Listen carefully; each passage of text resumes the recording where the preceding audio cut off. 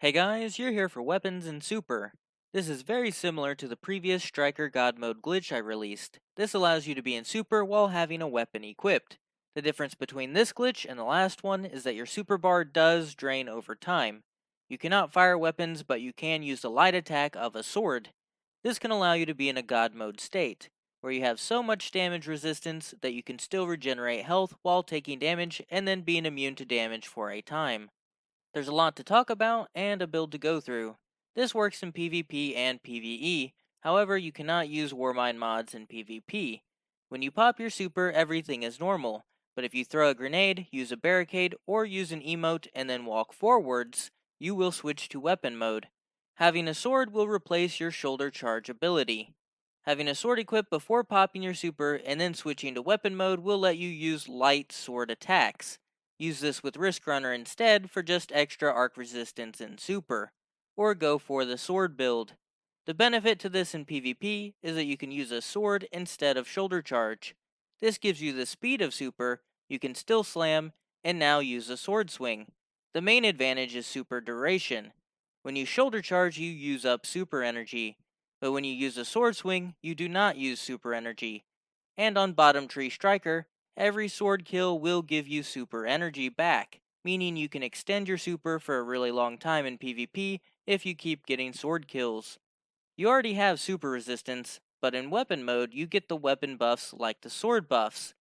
Whirlwind Blade increases damage on rapid sword strikes, Assassins works on kills, you can apply a Disrupting Blade mod for disruption, or a boss spec for boss damage, even surrounded with a surrounded spec. Take your pick. Weapons other than swords and riskrunner don't seem to do anything. Now to talk about armor mods. In your first slot you should use 3 or 4 minor resists and 1 boss resist. If bosses are doing too much damage, switch out some minor resists to bosses. And if you're doing a solo flawless pit of heresy, you should probably add 1 concussive dampener for AoE effects. For the helmet, use an arc helmet with double sword ammo finder.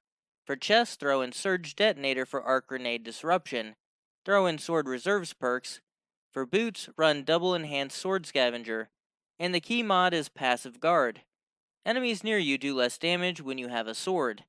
This is a sizable resistance buff while you have a sword out in your super, helping you get to God mode status. If you're doing specific activities, consider running High Fallen or Taken barrier mods.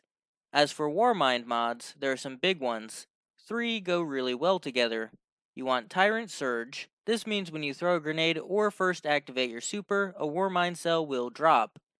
Next is Warmind's Protection. You take reduced damage from enemies next to your Warmind cell. Since you drop one next to a boss when you activate your super, you have already protected yourself. Then add Power of Rasputin. You gain bonus weapon damage near your Warmind cell. This will further buff your sword damage. Then you can throw on Global Reach for greater distance. And if you have another slot, add Hammer of the Warmind for when you destroy cells. So you have resistance from super, minor resist, barrier mods, Warmind's protection, and passive guard at the same time. This is what makes you impossible to kill. This makes it easy against bosses. You can just swing away without getting stomped away, and do good damage without the fear of dying. I wouldn't stand in 20 Curse Thrall though.